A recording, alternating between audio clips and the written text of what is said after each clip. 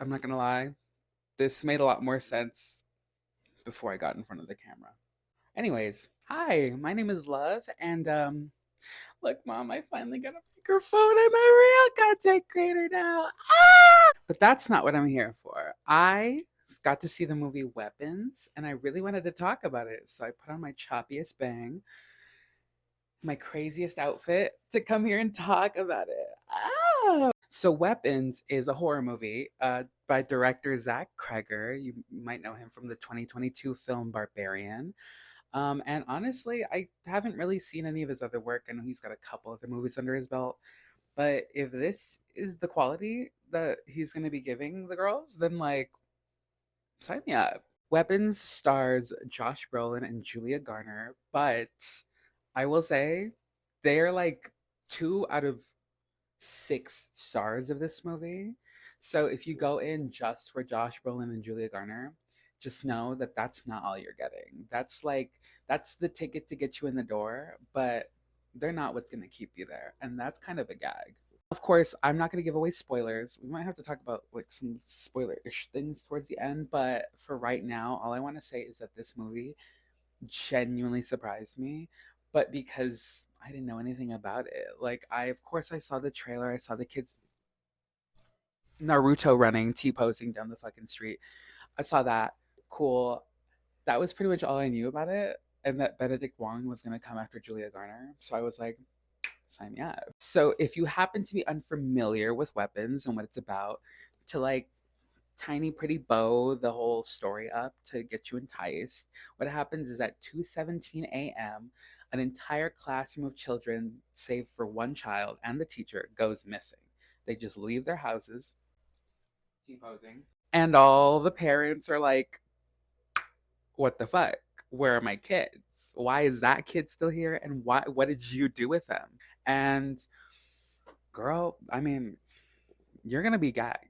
God, I haven't worn this wig in fucking years. I will say this movie, visually, nothing like crazy to call right home about, but it didn't need to be that. So I was just really entranced by the story, especially for the first half of the movie. I was like, oh my God, where are we going with this? Like, what's happening? Julia Garner, like, stop drinking, diva. Like, let's lock the fuck in. These kids just disappeared. But okay, one of like the I guess, discussions I keep seeing online is that people are saying that this movie is not a horror movie, it's a comedy. And I'm here to tell you things can be both. Like, this is not, the premise is not intended to be comedic. And I'm sorry, I was really into that. It is intended to be horror. This is a horror movie baseline from start to finish. Is there comedic elements? Absolutely. Like, everyone in my theater was cackling by the midway point. And this is where I'm gonna have to start getting to semi-spoiler territory. I promise I won't spoiler like plot points, but we're gonna have to talk about some things. So if that worries you, come back later. So of course, Josh Brolin as Archer Graff and Julia Garner as Justine Candy are they're good. They're amazing actors. They're gonna do good with their parts. But as soon as the movie isn't about them and it's about other characters, it kind of just gets exponentially better. Like specifically Alden Ehrenreich as Paul and Austin Abrams as James. Those two, oh my god, they carry the whole second leg of the movie. Like the start, Josh Brolin, Julia Garner, they're doing their thing, but the middle, whoa, just immediate like 180 tonally. Alden and Austin, they really do their big one. It was like that meme where they set up. That was me, girl. That I was locked the fuck in. Now Benedict Wong as the principal, he's also really good in his parts. But Carrie Christopher as Alex Lilly, the little kid, the main kid, for a child actor, I didn't want to die during his acting. I was like, wait a minute, this kid has got some stuff. Like he's really got the sauce. Like let's tune into that. This kid needs to get more work.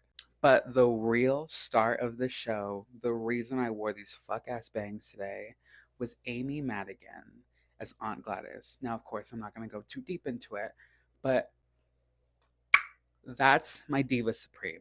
I know she shouldn't be, but she is. And you just need to be okay with that. If I could make this red and bump it at the ends, I could barely do this.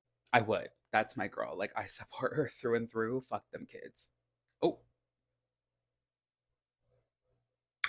also, we've got some pretty killer guest cameos. We're in the semi-spoiler territory, so I feel okay saying them. But Justin Long, everyone in my theater gagged.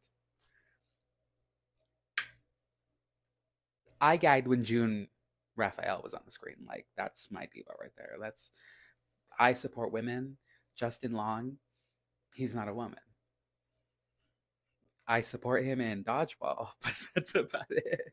I don't know. Overall, the cast of this movie really carried the fucking show. Like, I do think I kind of faltered on caring about the plot at a certain point. Like, as soon as we got to Alex's segment, I was just like kind of tuned out. I was like, okay, well, I feel like we've just gone in circles so much, and every single character has pissed me the fuck off. And I'm just like, but also the performances were so good that I was tuned in. Like, girl, sign me up.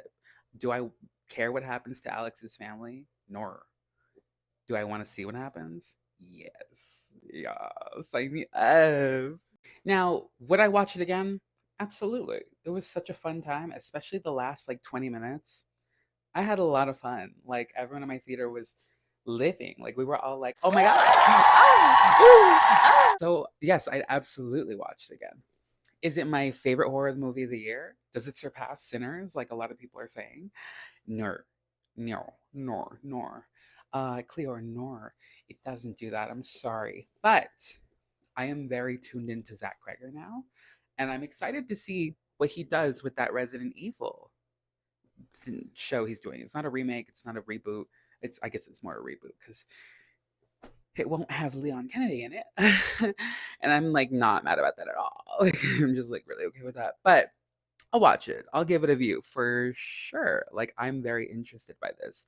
And all the talent involved, if they don't have careers already, like Josh Brolin and Julia Garner and Benedict Wong, um, I expect to see a lot more of them. Amy Madigan, you, everyone in, everyone involved in this movie needs to start that supporting actress campaign immediately. Now, now, diva. You got me wearing fuck ass bangs on camera for this. This is like diva. I just live for her. Ah! But overall, I'm gonna give Weapons a 3.5 stars. I liked it. Very good movie. And that's all for me for now. So, um, if you want to watch more, I'll be posting more. But for now, I'm gonna go eat some chicken noodle soup because this movie really made me want some chicken noodle soup. Not Campbell's though. I'm not a Campbell's girly. I'm a Progresso girl. So I'm gonna go do that. Y'all have a great time. All right. See you next time. Get this off me.